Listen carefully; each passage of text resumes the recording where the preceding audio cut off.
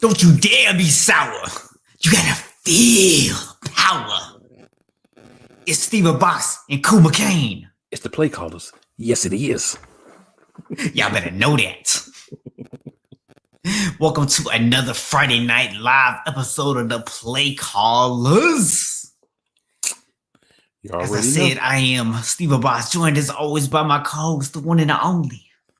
It's Cool McCain. Friday night. Y'all know we getting it in. Y'all know this, man. So cool, man. Got a lot to talk about tonight. You are the master of topics. So what we kicking it off with?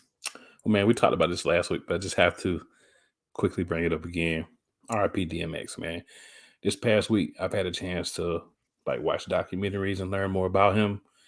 And bro, not just a rapper, we lost a real good individual that did a lot for people that never went broadcast or put out because it wasn't done for that purpose. So man, tough loss just to a lot of us as a whole, as well as his family and the rap community. But you know, hate to see that he's gone, man. But he did a lot for us in the time that he was here. Yeah, absolutely, man. Really nothing else to add to that, man. Just well said. Do want to just say for anybody hopping on tonight, make sure that if you're on YouTube, make sure you hit that subscribe button down in the bottom right hand corner. Yes, sir. And make sure you drop your comments or your questions in the chat tonight. Let us know who you are, where you're coming from, and anything that you want to chat about tonight. We are always open to talking about what you want to talk about. So, Absolutely, man. So we're a sports show, man, but we talk about some things that aren't sports related. So, it's been a couple more senseless police shootings of people of color.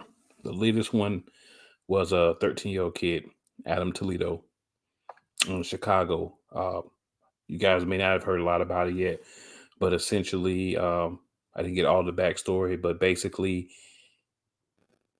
police came. They had him at gunpoint. He had a gun, but he was placing the gun down and beginning to raise his hands when he was shot dead. Another senseless killing. When you see videos, I think I saw one even this week of a Caucasian person who actually told the police, "I will kill you," whatever, whatever, and they were able to de-escalate the situation, get the gun from him, and take him with no injuries, no gunshots, none of that. So it's just another senseless act of violence by somebody who puts on a uniform and takes an oath to protect and serve.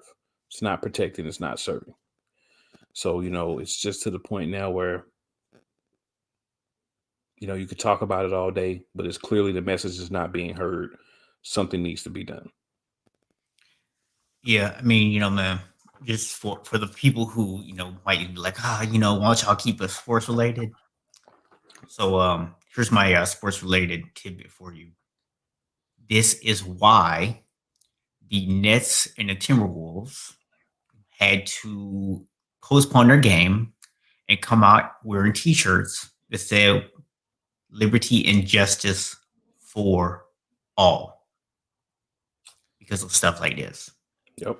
This is They had a why players are continuing to feel the need to bring what some of y'all call politics, what some of us call life, into sports. yeah. And then the more publicized when it happened prior to this one, same week, a couple of days prior, is the whole situation with Dante Wright. I'm not even gonna dignify the officer by speaking her name, but essentially, the claim was that said officer was reaching for their taser, which is lightweight. If you search, you can see several pictures of the Glock that she had as a gun and the taser beside each other. Nowhere near the same weight, nowhere near the same size, nowhere near the same feel, color, anything. But claims that it was reaching for the taser to use and not the lethal shot that was sent towards Dante Wright. So, another young man of color lost too soon. Gun violence by, again, people who put on a uniform, take an oath, and a badge that says that they're there to protect and serve. Personally, it gets to the point where it's just like it's still happening. Like nothing's being done. So what happens is when you have a case like this, there's a slap on the wrist, person gets let go, they're not duly punished. Other people think it's okay. So it continues to happen. When these things happen, if you prosecute the people that are doing it just like they're a regular individual, a criminal that has committed a criminal act, it stops. Just because you're a policeman doesn't mean you get to kill anyone in cold blood when you didn't need to. And you should be, in my opinion, you should have to adhere to a stricter policy than a normal person, not a more lenient one. And I mean, it's really all I can say because it's got to change, man. It's got to change. Yeah. Yeah, I mean, it's unfortunate, man. It's one of those situations that I think a lot of people are starting to wake up to, starting to realize that something's going on that maybe they didn't want to admit to before, but it's still a lot of people that want to turn a blind eye to it. And that's unfortunate because at the end of the day, it's not just a black people problem, which I know a lot of people kind of had that mentality. Here's a news flash for you. We've seen over the centuries, time and time again, when you allow anyone with authority to abuse any group for any reason, it's only a matter of time before they come for you too. So just keep that in mind. Yeah, pretty much, man. As long as it's only certain groups, there's not as much outrage as it should be. But like you said, you're allowed to keep happening, and then martial law. Yep. So just keep it in your heads, people. We're a platform, man. It's our responsibility, I believe, to talk about these things. We are sports related, but it does relate to sports because, as my co-host so eloquently put it, you do people that are upset with what the players are doing, the demonstrations that they're taking, and shout out to the Twins and the Timberwolves for doing what they did, for postponing their games and making a statement. We can respect that because at the end of the day, man, those are the kind of things that at least shows that some people care, and not just because the person looks like them, but because it's honestly a real tragedy, and something that hopefully will get corrected sometime in the future. Absolutely.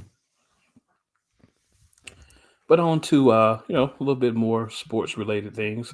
If you guys have any comments on those two shootings, man, feel free to put those in the comments as well.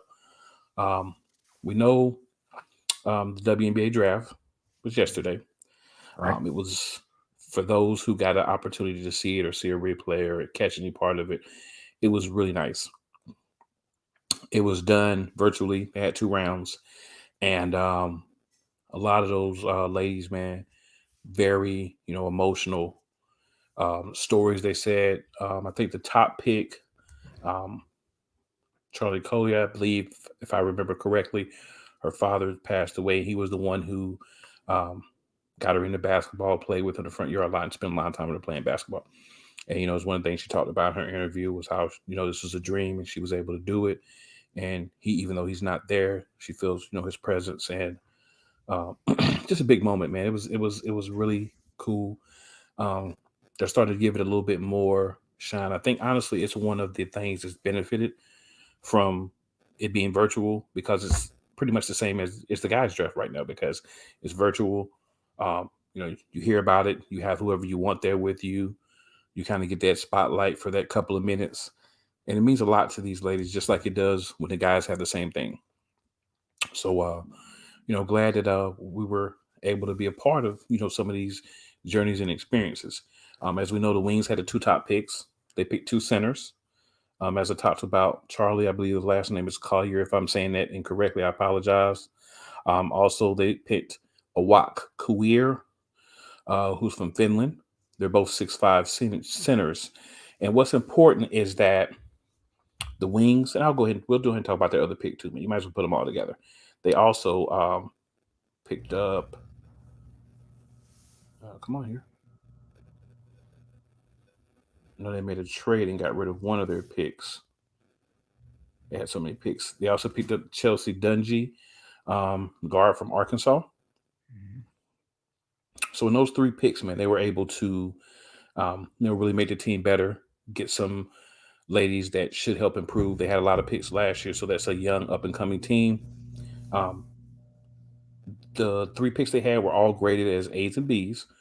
That's very interesting for me because it shows that a lot of people believe that these pieces are going to, be able to come in and help them out. Yep. Any thoughts on those Wings picks? I mean, I think that the first big thing they did was they took positions of need. Which a lot of times, when you have the top pick, you take a piece that might be something you might need, but you're more tempted to take like the best person. And they had the luxury with the top 2 picks of taking the player that they felt fit the biggest need that they had, who wasn't necessarily considered to be the best player. But then they were able to follow it up with another player who fit a similar need, but also it's someone that a lot of people said might have the most potential of anyone in the draft. So it was kind of weird to see they get a better grade for the second pick than the first pick. But I mean, at the end of the day, you had the opportunity to kind of pick whichever one you wanted first. I don't know if maybe her playing at Texas, kind of played into them choosing her first versus choosing her second. But, they were able to have both pieces. I think that they was a real good look for them. So overall, I thought they had a solid draft, which we talked about before. With as many picks as they had, they were bound to have the opportunity to do so. But you still have to go out there and make smart picks. We've seen maybe 2 spots later, people make questionable decisions. Absolutely. And they also picked Dana Evans, guard from Louisville, with their second round pick, which I think when you add that with what they picked in the first round, they did a good job of getting some other pieces that they needed. And it's all about, like you said, it's all about just getting what it is that you can to, bolster your areas of need with the best player available at the time. It's only about 3 picks, I think 3 or 4 picks in the first round that got a grade, an A grade. So getting one of those picks that got an A grade as well as 2 people that got Bs, I think that shows that they did a lot of research. Like you said, they looked at the needs that they had. They looked at what was going to make them better, and they went with it. Speaking of the other picks, because we could sit here and go through every pick, but speaking of the other picks that I'll just highlight the ones that also got A's. So that'll kind of, give us a chance to talk about them real quick. Shyla Hill, she's from Australia.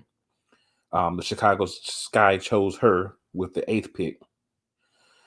They needed a point guard to help back up their starter, and they got a young girl, who has been playing professionally since 14. So they got someone who's still young, but's been playing professional since 14 years old. That's a no-brainer pick, especially if that's a position that you need. And for them to be able to grab her at the 8th pick, that's pretty good. Pretty good, yeah. Also Minnesota Lynx, they picked Renia Davis from Tennessee. She's a 6'2" guard forward. People had her going higher, but she ended up falling to 9. A lot of people thought it was a bit of a surprise. She can guard multiple positions. You think of like an Aaron Gordon, and I'm not saying skill-wise, but just what she would be able to do at 6'2" in the WNBA. Think about somebody that has the type of versatility where they can guard basically every position on the floor, clearly 1 through 4, and even some 5s, and still can shoot, pass, attack the goal, can kind of play every phase of the game. That's what the Minnesota Lynx were able to get at 9, and that's why the expectation was for her to go higher, but clearly that didn't happen. And those are pretty much the ones that got, that high grade.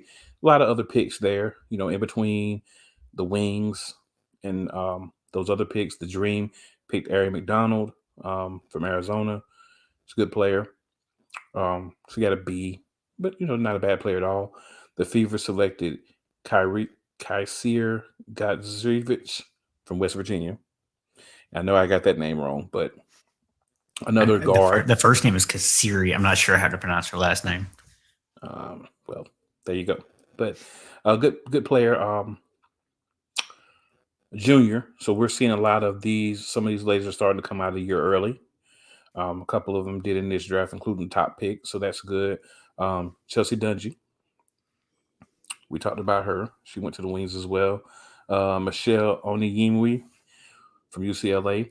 She made a big name for herself of what she was able to do late in the season in the tournaments. But she also was a solid player, strong and athletic, plays multiple positions. You always need that type of player on any basketball team. So being able to draft somebody that can fill that role is good. And there's several other picks. We won't go through all of them. But essentially, as in every draft, you have some people that were drafted later than anticipated. You have some people that obviously that means some people were drafted early. Some people that right now you have the pundits and the professionals saying, that person shouldn't have been picked there. We should went with this person or that person. This person was a steal. But it's always interesting to look back after the season is over and see, how those things pan out. And, congratulations to all the ladies who were drafted in the first 3 rounds last night. And I hope, you all get an opportunity to fulfill your childhood dreams, because clearly a lot of you wanted to play basketball. That's why you're at the position that you're at.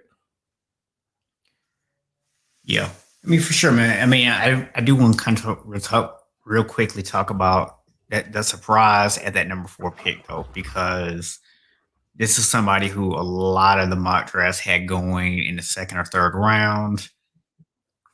And so for a team who already has a lot of depth at that position, to take her at 4 was a definite surprise for a lot of people. I think part of what they were kind of thinking in making this pick is she's primarily a scorer and she's a very good 3-point shooter. Last year, they were middle of the pack in 3-point shooting, and they only had 2 people who really were able to get their own shot, which sometimes stymied the offense. So being able to get another person that you can bring into the rotation who can create their own opportunities, and especially somebody who can space the floor, although they probably reached quite a bit on the pick, it's not as much of a reach as what we normally might think of if you were compared to, say, the men's.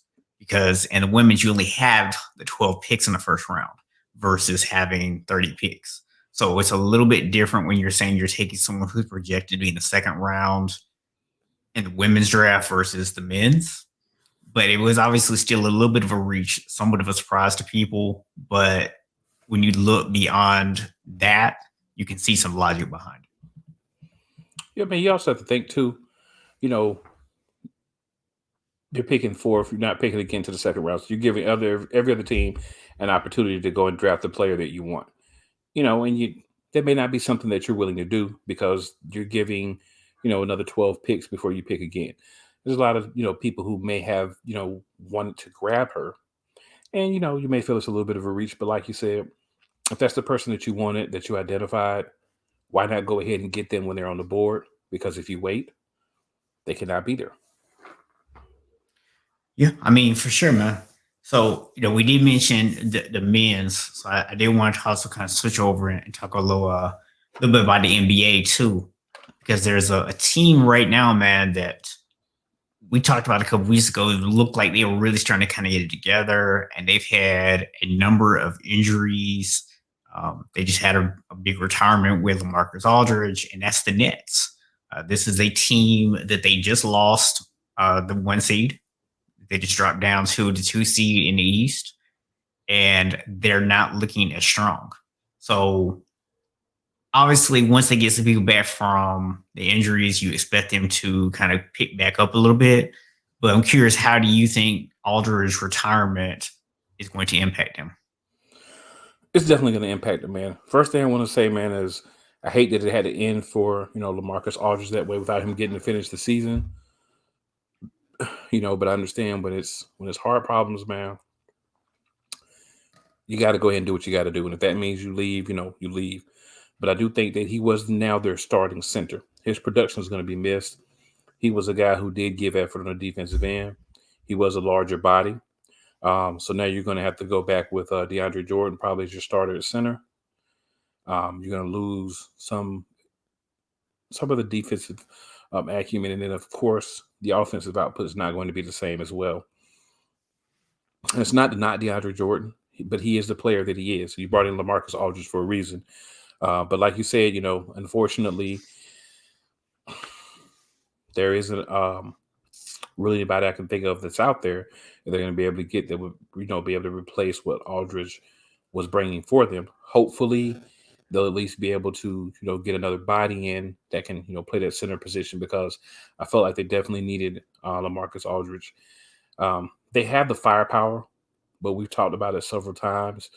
You need defense, and I don't see Blake Griffin playing much. Harden has made more of an effort that I've seen out of him in years on defense. Kyrie plays a fair amount of defense.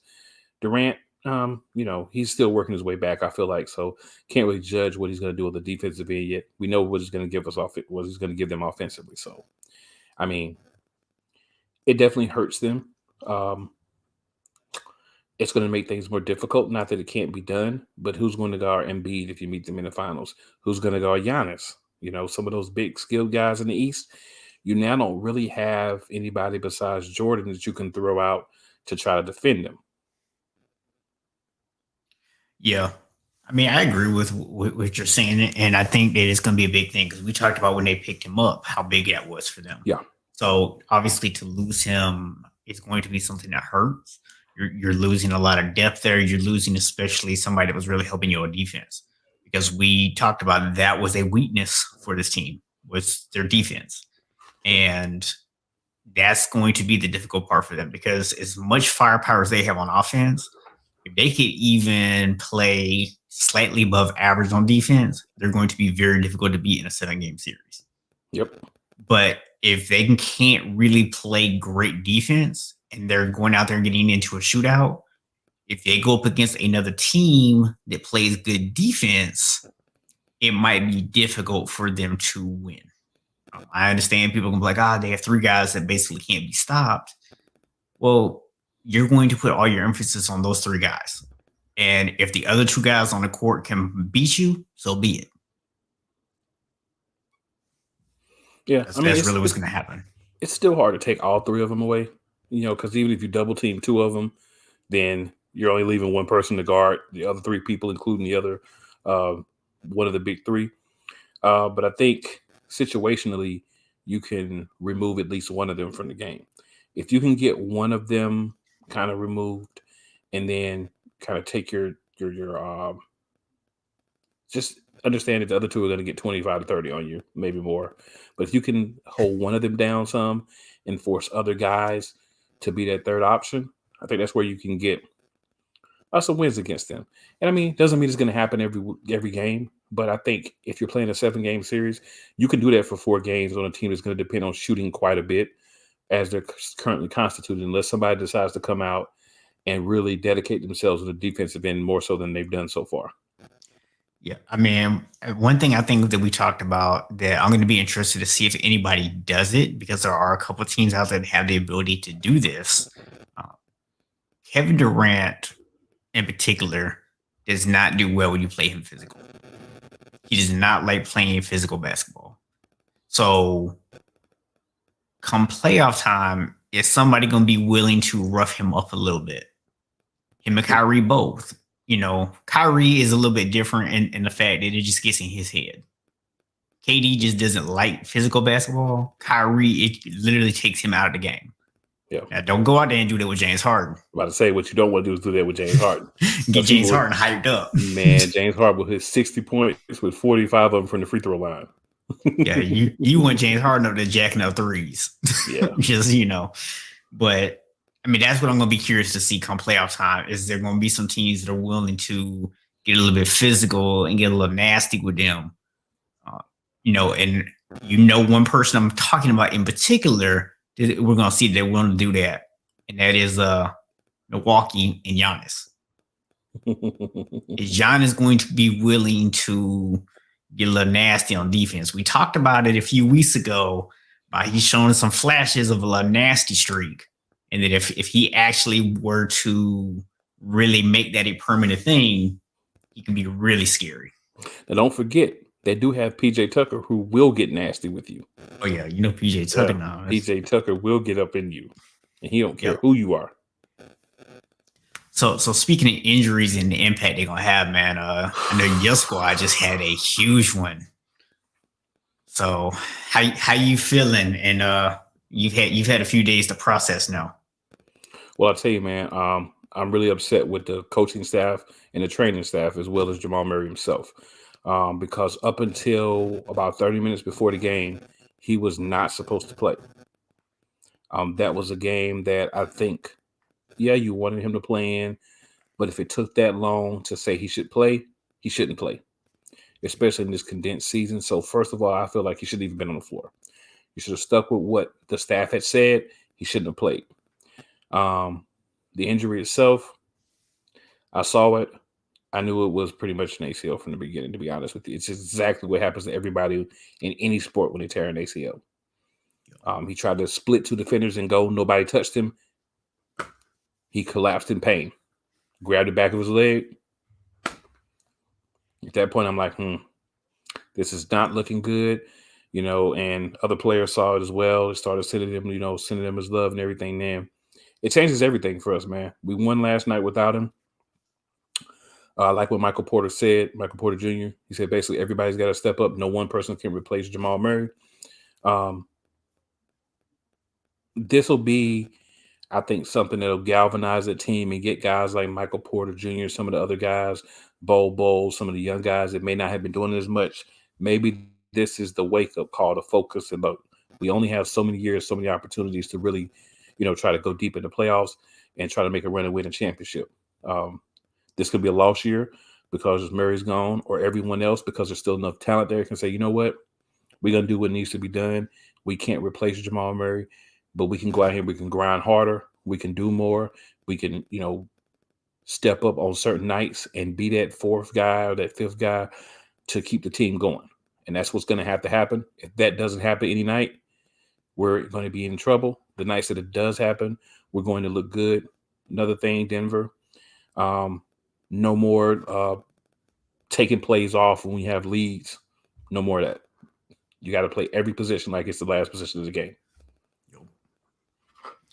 Yeah. And speaking of people who have to play that way, my Lakers, they did get the bit of good news this week. Anthony Davis has been cleared for full contact and will hopefully be back in the lineup within the next week, which is coming at a really great time because although they're sitting at the 5 seed, they only have a 3-game lead right now over the 7 seed.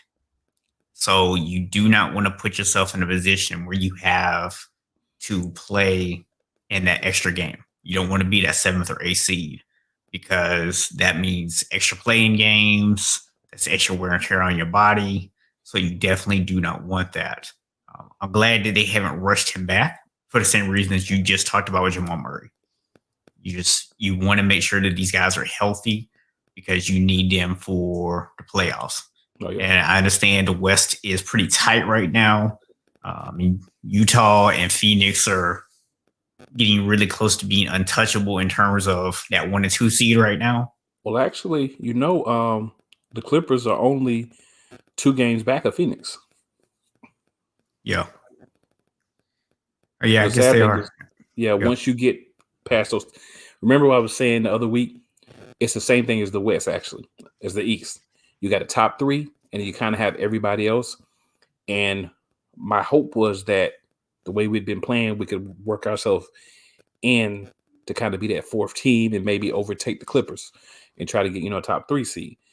Don't know if that's going to happen now. I still think we should stay in the top 6. But again, it all depends on a lot of things that we're going to have to see. You guys are only a game and a half back of us. With you guys getting your stars back and our main cog, going down. Jokic is Jokic. He's going to do his thing, but he's not a point guard. So losing Jamal Murray definitely has a lot of impact, but we have some other guys that are going to have to step up, and they're just going to have to carry the load. Everybody's going to have to do it. The good thing is Aaron Gordon's a passer. He's another guy that's unselfish with the ball. There's enough talent there, Yeah, but that pickup became way more important for y'all now. way more important. We talked about how Without big that it was pickup, to begin with, but man, it's super important now because if you ain't made that pickup, y'all SOL right now. right now we sliding down, I think, to the play-ins, and that's where you don't want to be. No, definitely do not want to be on the play-ins. I do want to give some credit to the Eastern Conference though, man, because for years we've dogged on the Eastern Conference. And good reason, because once you get past the 3 seed, everybody had losing records. But this year, you go all the way down to the A seed, and the A seed is at 500. Everybody else is over 500. So, really seeing a lot of progression in the East in terms of the quality of the teams. Now, let's not be unrealistic here. This is still a conference that the top 3 or 4 teams are going to more than likely, one of those 4 is going to more than likely represent the conference in the finals. They're not at the point where you can have a 7 or an 8 seed possibly upset a 1 or 2 seed in the East. But they're getting there, man. They're getting there. The East is getting stronger. Yes, sir. I'm gonna go ahead and hop on these comments real quick. So, Jokic doesn't pass like a point guard. Jokic passes like a big man with a good eye for passing. Jokic is not bringing the ball in the court. He's not splitting defenders and kicking the ball out to the wings. Jokic is in a standing position, looking for someone to make a cut and getting in the ball. Or he's doing a dribble handoff, a lot of times to Jamal Murray, who's then pulling up for a shot. So that's where a lot of those assists come from. When you're a point guard, the way that you distribute the ball is wherever you're at on the court. You're making a pass to a teammate. You're driving in, you're giving the ball up. You're driving in, taking the contact, knowing the contact is coming, and then you're giving it to somebody else because their man is dropped over on you because you're threatening the ball with pushing it into the middle of the court or to the side or wherever. Jokic is not doing that. He is the best passing big man in the league. Won't disagree with you on that, but he doesn't pass like a point guard. As far as the Sixers go, you are in first place. Got to get your props, but I will tell you this: you're not in the playoffs yet. Right. You haven't won anything yet. You might, but there's at least 2 other teams in the East that are determined to make sure that you don't. Yep. And let's also not forget that the Sixers haven't had any real success in the playoffs. And I'm not saying this to rain on your parade, Mo, but anytime your team is getting into the playoffs and they're looking at making a deep run really for the first time, it's one of those situations where you don't know what's going to happen. So I wouldn't go playing any championship parades just yet. But y'all looking good. You don't want to see it right now. Man, I props for that. Yeah. Our scheme does not for the Joker to run the offense through him entirely. That's not the way our scheme is set up. The scheme is set up for him to do a lot of dribble handoffs, for him to find cutters. He also is a good 3-point shooter as well. The triple-double comes into effect. You don't get, 8 to 10 rebounds a game from spending most of your time at the top of the key or giving the ball up a lot.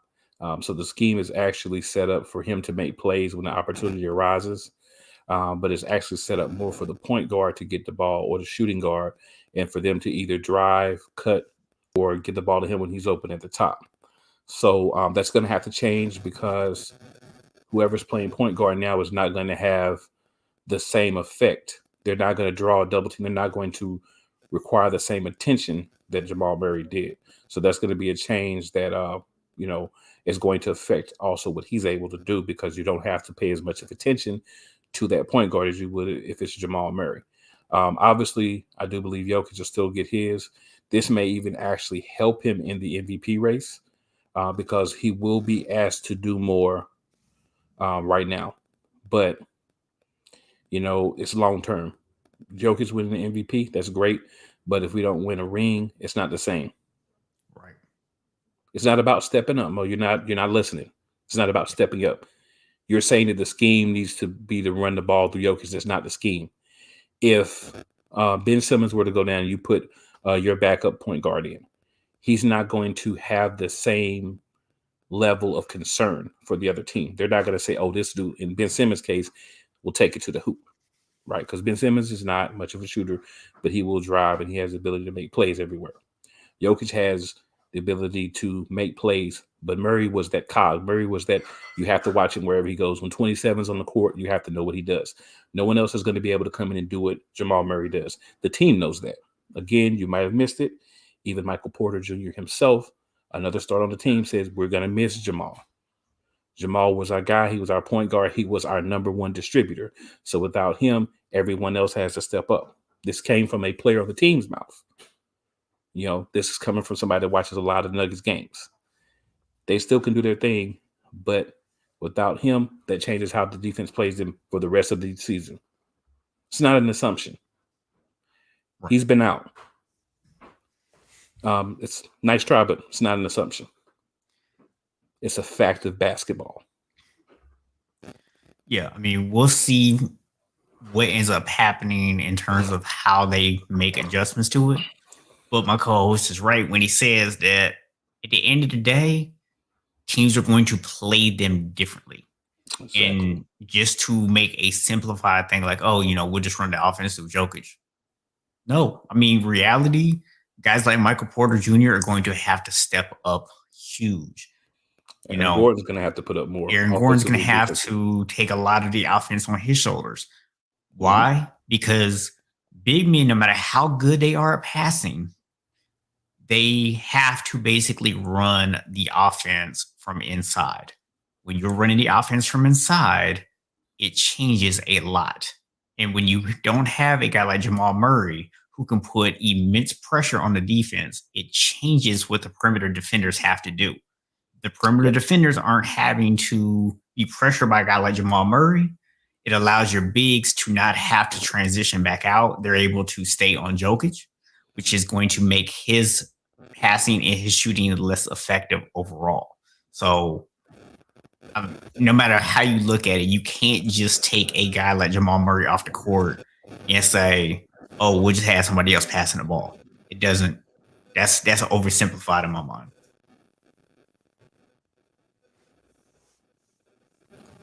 Have to say I completely agree. Now, I will say right now, we are playing. We're up 69-49 against the Rockets. Can't take a lot of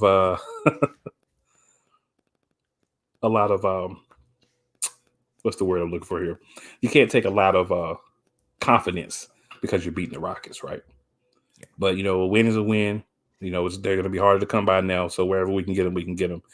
And just to give you some assist numbers right now, Jokic has 4, Porter Jr. has 1, Monte Morris has 2, who's playing point guard now. Will Barton has 1, Aaron Gordon has 1, and then JaMychal Green has 1.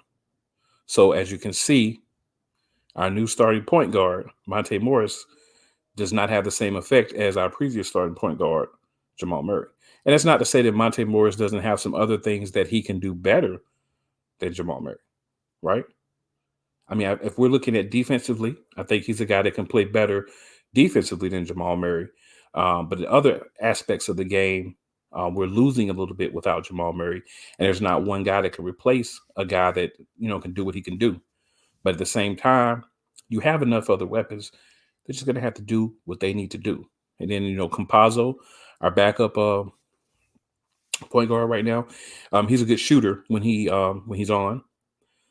He plays hard. He runs the offense similarly. He gets those dribble handoffs as well from Jokic. He does a lot of his damage either on the handoffs, or when he, is going to the hole and he sees somebody open, or he's standing and sees somebody open. But, you got to spend at least half your time in the post if you're the big. You got to rebound. You got to play defense. So that's, just kind of how that goes. That's the same thing that's Anthony Davis is another guy that's kind of like that. He can get a lot of things done. He can do a lot of things. He's multifaceted. But where you need him at a lot is on that block. You need him rebounding. You need him blocking shots. You need him playing defense. So if you pull him out to do other things, you take away from that. And he's going to come back without LeBron being there at first. So there's him and there's Drummond. They're both the bigs. So now them getting the ball and kicking it back out, that could work to an extent. But with it just being those guys until you get LeBron back, it doesn't have the same effect. So that's kind of, where we're at as far as that goes. And then, you look at the Nets. One of the reasons why they fell down is because they don't have all three of their guys. So they can't do all the things they need to do. And not only do they not have all three, right now they only have Durant. So when you take away your two other best options, they're going to fall.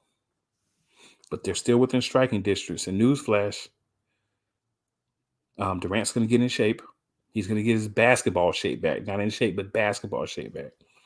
Harden's going to be back. And Kyrie's going to be back until someone makes him mad. So it's going to be interesting. I think there's about 5 or 6 teams. If things fall for them right, they may be able to win a championship. I may even go to 7, depending on how things, how they fall as far as records, where they're at, different things like that. But the NBA is going to be very interesting this season. And if you can look at me and say there's any clear-cut winner besides possibly Utah, you're a fan of that team.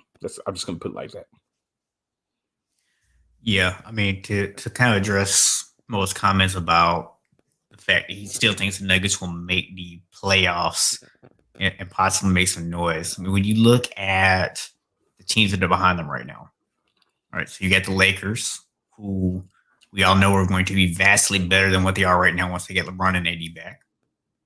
You got the Trailblazers, who aren't somebody you exactly want to sleep on. You got the Mavericks, who I don't think they're playing as well as people expected, but they're not a bad team. Then you've got the Grizzlies sitting at 8. You got the Warriors sitting at 9, which they just lost Wiseman for the season. So we'll see how that impacts them. That's going to hurt them a lot too. And then you got the Spurs, the Pelicans, and then after that, you start getting down to some of the teams that probably really don't even have a chance to be in this conversation. So when I look at those teams, am I confident that Denver, even without Jamal Murray, can still make the playoffs? Absolutely. Even if they had to be in a play-in situation, I feel like they could beat any one of those teams and still get into the playoffs. The question is, how far into the playoffs will they go? Exactly. That's going to largely depend on who they get matched up against early. Exactly. They could go out in the first round. Exactly. They can make it all the way to the Western Conference Finals. We don't know. But I think what the point that both of us trying to make is not necessarily trying to limit how far Denver could go. Not to say that, Denver can't possibly go and make it all the way this year or anything like that. I mean, you're an Eagles fan. You know what the Eagles were able to do with Nick Foles. No one else would have predicted that. The minute that Carson Wentz went down that year, the rest of the world was like, well, there go the Eagles. They got their chance. But they were able to go and win with a backup quarterback. And so I'm not going to sit here and say that the Nuggets can't still win it all. I'm just going to say that the road just got a lot tougher and they're going to have to do it differently than they were going to. Absolutely. And the thing is, it's you think about it.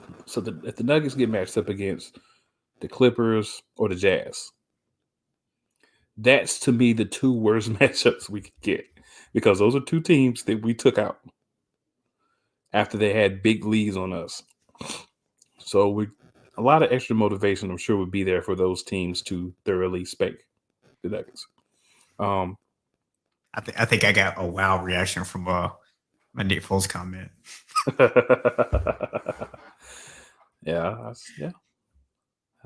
You put that out there, man. You put that out there.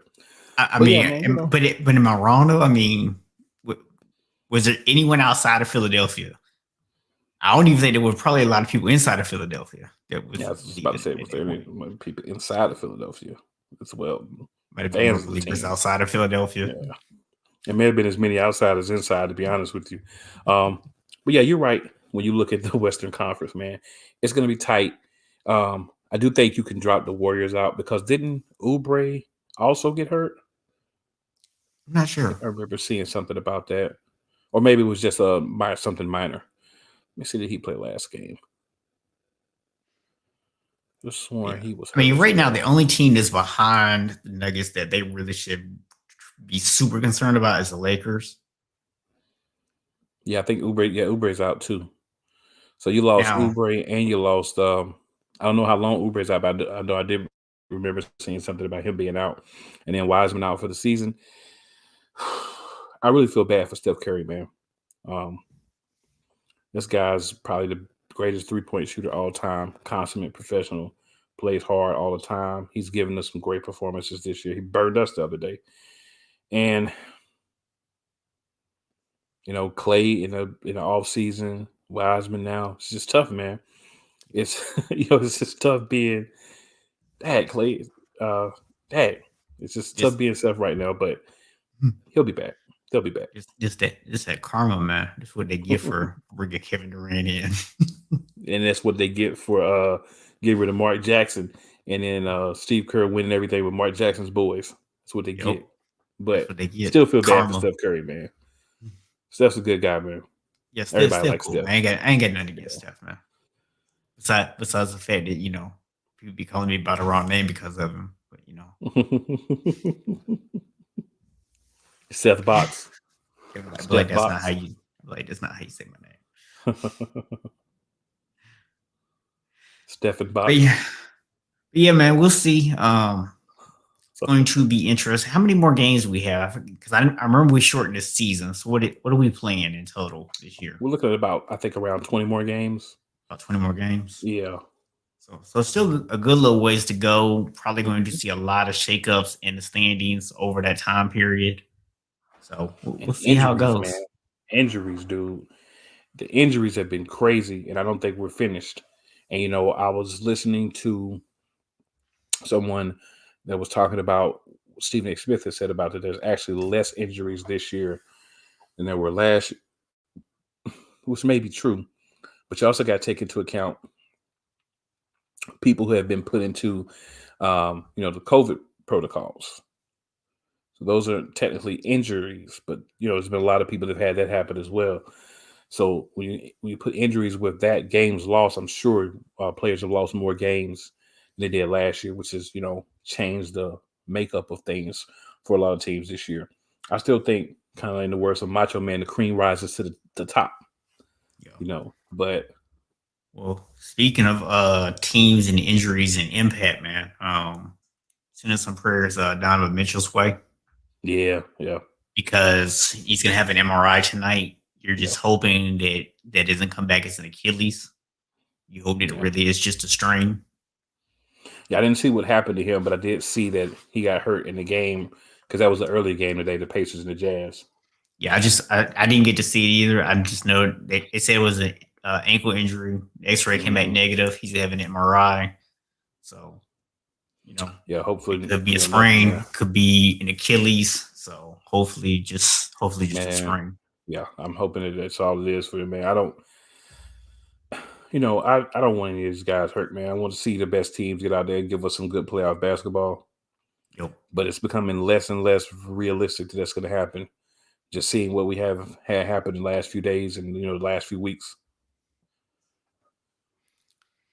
and Be Mo like doesn't that like sometimes, Steph. bro. It be like that sometimes. Yeah, Mo. Actually, It just happened tonight, man. yeah, So and actually that's going to hurt them more. Donovan that would didn't be have as many other catastrophic guys, for them. yeah, as Murray had, as we had, to go with Murray. So the scoring and things can kind of be distributed more evenly for us. Utah's going to struggle more with that if this is anything serious. Yeah, now if Utah misses, if he's out, like if he's going to like miss the rest of the season, they're done. Like I know they got other talent on this team, man, but this is not a team that is going deep into the playoffs and win a championship without Donovan Mitchell. Yeah, that's There's Spiders team. they're not constructed outside of him to win. That would be like taking LeBron off the Lakers. They'd be like my My older cousin used to always say it's like taking Harold Melvin off the Blue Notes. Like taking David Michael Ruffin out off of the Jackson Temptations. 5. Look like taking Michael out of Jackson 5. Taking David Ruffin off the Temptations. Don't be dating yourself, man. Oh, I'm already dated. All you gotta do is look in that camera, homie. See you rocking Morgan Freeman again. Pretty much. So, man, we'll see, man. We're coming up on the end of the basketball season. Hopefully, some of these injuries, won't be as bad as they look. Some of these guys will be able to bounce back. Yeah. Some of the guys we know are out. You're just hoping that they can, bounce back and come back strong next season.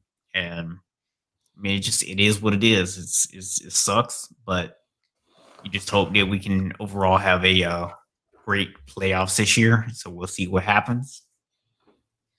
Do you want to kind of switch over and talk a little bit of some NFL too? Oh yeah, because I've seen a few things going on this week that caught my attention. Obviously, I'm paying a lot of attention to the number 3 pick with my Niners and what is going on there. And I do find it funny that all it took was one picture of my coach and Justin Fields laughing together, and all of a sudden he became the betting favorite.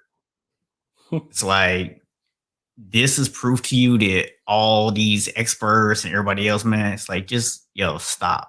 Y'all don't know what the team is going to do. Just like I saw I saw another report in that regards that before making the move that we did before free agency, that we allegedly offered our first round pick for Sam Darnold. And all I'm going to say is, if we actually offered our first round pick, the number 12 pick at the time, for Sam Darnold, then first of all, we were stupid. Second of all, the Jets are even dumber. I'm going to say that that's not correct. I am too. Story. The reason I'm going to say that is, as everyone may know, I live here in Charlotte. I listen to a lot of sports radio here, read the articles that the different people write. And essentially, the Jets weren't interested in trading him earlier, but they were looking to get the most return. Had you offered them the 12th pick, Sam Darnold would be a 49er right now and not a Panther. Yes. I don't think that he's done enough to warrant someone offering the first round pick for him. A lot of it has been chalked up to like the coaching and, the lack of talent around him. But still, at the end of the day, he hasn't produced. You have to produce to be, someone that can bring back the value of a first round pick. So I would have to debunk that. From what was said when the offer was received and the trade made, was that the Panthers offered the best, and that's why they got him. Right. Yeah, so I think that whole idea is just pretty ridiculous. But, it's going to be interesting because I think everyone keeps talking about how the draft is going to start when the 49ers pick at 3. And I think it's a little dangerous to make this foregone conclusion that the Jets are automatically going to go with Wilson. Is it a pretty good chance they will? It is. But I don't think it's a foregone conclusion. And I think it's funny that everyone has just automatically made that assumption. Because here's why. When I look at the quarterbacks, I don't see him as being the absolute second best quarterback. Well, here's the thing. Here's why everybody says the draft starts at 3. The first 2 picks are going to be quarterbacks. That's clear. Mm-hmm. So based upon what's done at the number 2 pick, that's going to affect the number 3 pick. But that's kind of where you're going to get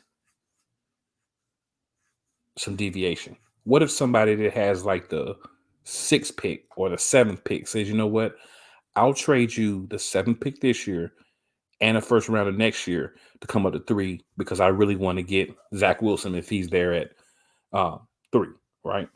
Yep. You wouldn't take that pick? I'm pretty sure the organization would take that. Moving back from 3 to 7 and then gaining another first round pick next year, as you gave yours up in the Dolphins trade, Yeah. I'm pretty sure that's a move that you wouldn't mind making. So think about it like this. Those first 2 picks, based on what happens with them, that's where everything's going to start at pick 3. The Jets are clearly not going to trade that pick under any circumstances. The Jags are not going to trade their pick under any circumstances. You traded up to get the pick, but if somebody comes with the right package and you still feel like you can get who you want at 7, you may trade. Or 5, you may trade back, somewhere in that range. Obviously, you probably wouldn't trade 6th, but, if the Dolphins really wanted Zach Wilson, if he's available, maybe they trade back up with you. But somewhere between, like 5 and 8, if they come and say, hey, we got a nice package for you, we really want to get up in that top 3. You got to at least entertain that. And then the same thing for, I believe, the Falcons are 4th. The Falcons are 4th. That's where I think the Willing and Dylan and where things could get very interesting at is that 3rd pick. So that's why I think a lot of people are saying the draft starts at the 3rd pick, because it doesn't necessarily mean that you're going to draft what's expected, or you may have something there that you don't expect to be, and you may jump on it. So I think that's kind of where they're coming with that line of thinking from. Now, the way it's being spun in the media may be different, but I think that's really the line of thinking. Yeah. And I will just say that honestly, I don't see the Niners trading out of the 3rd pick no matter what, just because what they gave up, they didn't give that up with the idea of, no matter how much the media wants to make it seem like they're sold on one guy, they didn't move up to 3 with only one guy in mind. Because then what happens if the Jets actually take that guy? I'm not saying that they did, but I'm saying that's what people are looking at. Yeah. And you never can say that your team won't take an offer until you know what's offered. Because there's some offers out there that make you be like, that for number 3? Let's do it. Everybody has their price. Like the $1 Million Man always say, everybody's got a price. It's just if somebody wants to pay it or not. So here's my question for you. Who's going to be the first non-quarterback to come off the board? First non-quarterback, I think Ja'Marr Chase. See, I think it's going to depend on who ends up taking, because I'm not convinced that the Falcons are going to take a quarterback at 4. Now, I think they might trade a pick and let somebody else take the quarterback at 4. But I think if the Falcons don't get an offer that they like for that 4th pick, I could see them actually sitting still and not taking a quarterback.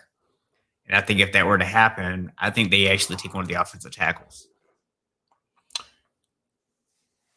If the Falcons are sitting there at 4, they're not going to trade that pick. And that amazing tight end is sitting out there, the one cog that could complete that offense and make it ridiculous. They could do that. And they don't pick him. That's a shock. But I am saying that, assuming that the Falcons are not going to make that pick and that they're going to trade it. Now, here's the other thing. Even if they don't trade the pick, Matt Ryan is closer to the end of his career than the beginning. You could go out and grab someone that you feel like could be your guy in a year or 2 and develop him. Let him sit under Matt Ryan for a couple of years. Maybe that pushes Matt Ryan. Maybe we get a better version of Matt Ryan for the next 2-3 years before that person takes over. That's a way that they could possibly go. You may not do that with a first-round pick, but if you're really high on one of these guys, but you feel like they just need a little bit more development, that could be a route. But I do believe that pick will end up traded, and that's why I say I think Ja'Marr Chase is going to be the first non-quarterback to come off the board. Yeah. So another move that got made that I think is pretty interesting. A lot of people might not have heard about this one, but Clowney actually just signed with the Browns. Very smart move. And he's obviously not a guy that has ever become as disruptive off the edge as people thought he might be able to. But you're now lining him up opposite of Myles Garrett. That is going to be very good for him because he's going to see a lot of single team. He's going to see a lot of one-on-one action. He's not going to see a lot of double teams. So I'm going to be interested to see what he does this year. That could really push that Cleveland defense to the next level. Oh, he's going to be a monster. He's going to be a monster because at the end of the day, you can only double one of them.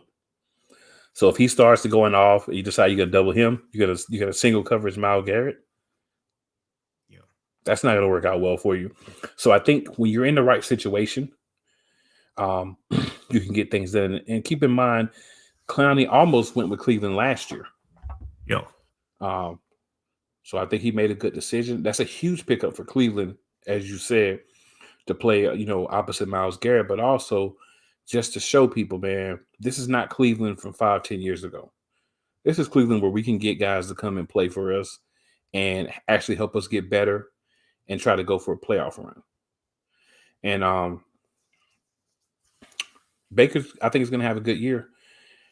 He set up with a lot of good wide receivers. If they keep Beckham, he's just going to make them better. If they end up moving him or moving on from him, then I still think you have the receiving core that can get it done. But I do believe that veteran presence that he has in big game situations can make a difference. If you could put him and Juice out there together, let the Juice get loose, you make something happen. So one other story I was kind of checking out a little bit, and I know we're here at time, so we won't dive too deep into this. We'll talk about it a little bit more next week. Plus, we'll have some certainty on this next week. But they are going to be voting on some NFL rules, and one of the rules that they're looking at passing that I think actually would be good is giving more allowance for the booth to ref communication. So essentially, what this is not going to allow the booth the opportunity to throw or pick up a flag, but sometimes what the referees are seeing may not be clear. And this is why sometimes we see things on TV and we're like, how did you possibly miss this call, right? Right. Because it's so obvious. So the booth is going to be able to better communicate to the referees, like, hey, here's what we're actually seeing, and here's how the rules actually apply to that. So anything that's going to actually help the refs get more calls right, I think is a good thing, especially if it's not something that's going to draw the process out any longer, which I don't see how NFL replays could possibly get any longer than they already are. If anything, just might speed it up. You got somebody else that can come in and be like, dude, look, here's the call. Let's roll. Like, what y'all over here debating on? Pretty much. So we'll see if that passes next week, but that is one of the rules that is expected to pass. So we'll see what goes on with that, and hopefully that's something that will pass. But we'll talk more about that next week. Oh, you know what? I know we are over time, but there is one thing we did not talk about last week, and I'm not going to let us not talk about it again this week. I'm going to actually let you do it because it is your team. The University of North Carolina. They did something last week, and we didn't talk about it. And it was pretty big. Yes, they did. Yes, they did. So everyone knows Roy decided to hang it up. Just didn't feel like he could, be the right coach for the kids anymore because a lot of things are changing, a lot of changes coming. So the university did something that I said that they should do. But how often do we say what the university should do or the teams and they actually do it? They went in, elevated Hubert Davis to the head coach. He ended up letting two of the coaches go, Kendall Marshall being one of it, and Stephen Davis, a longtime assistant of Roy Williams, the other one. They ended up not retaining them for his staff, and he brought in 4 other Carolina alumni to take those in some other positions. But great hire, man. Brian, African-American coach, the first one in the basketball program's history, the 4th in the history of the university of a major sport. And then he ruined it in his press conference. Everything was going great, and then he ruined it. I'm not going to get into the details. I'm just going to say if you watch his introductory press conference, or you have, you know what I'm talking about. A lot of people have slammed him for it, made a lot of fun for it, and I normally defend my coaches. I'm not defending him. Go at him. Give him all the smoke he deserves. All you can give him plus some more. He ruined it. He's doing smart things as a coach. We signed 2 players in the transfer portal. Grad transfer 6'9" guy. Great shooter. Forgot his name. It eludes me at the moment. I think he came from Oklahoma, I believe. And then we did sign one of the kids from Virginia, who's actually from Cary, North Carolina. Carolina was one of his finalists. He ended up going to Virginia. Didn't really get a lot of the playing time that he wanted. So he came on over to where he needs to be at UNC. But yeah, man, great hire. I think he'll be great for the future. But you ruined your introductory press conference, Hubert. Hopefully you do better as a coach than you did at that press conference. Very disappointing. And for those of who may not have heard the press conference, I would just basically give you the synopsis by saying it would be the equivalent of my co-host telling you about how proud he is to be African American, and then inform you that his co-host is white.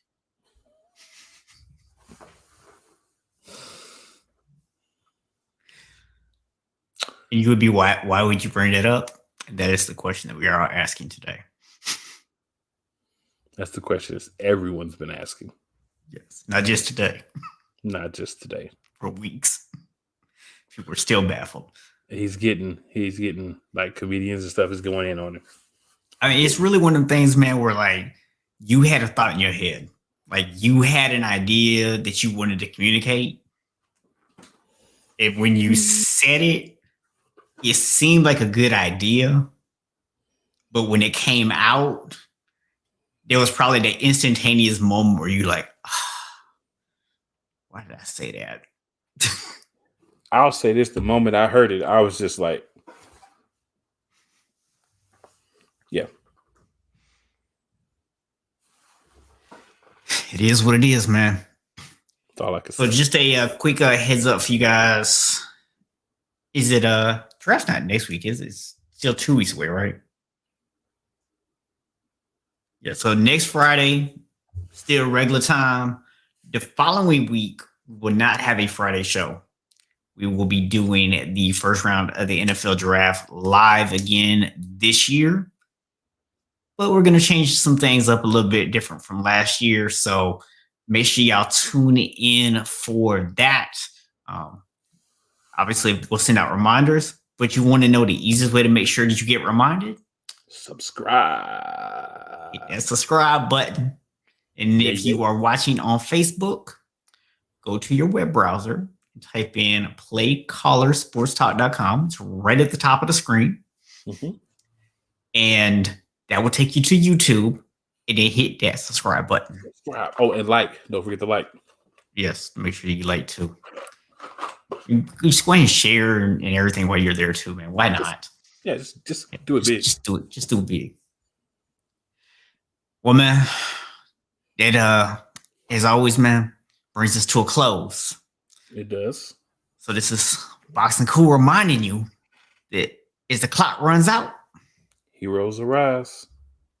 Stats lie. But sometimes, wow. None this will show. There is no doubt. Until the clock do run out. It's him, and I'm doing the wrong way on purpose. And I. The play callers. Y'all better know that. It's the wraparound. Bam. Oh, backwards. So. Appreciate you dropping in the comments, Mo. Yup. BE, what's up, man? Appreciate you tuning in. Big Yes. Mo, appreciate all the love tonight, man. Make sure y'all tune back in next week, Friday, 8:30. Go ahead and put the draft night one on your calendar to join us live. All the way live. And y'all know the rules, man. Bring some friends with you. It's a party. Always. For ATL to Charlotte, North Carolina, y'all better know that. Yeah.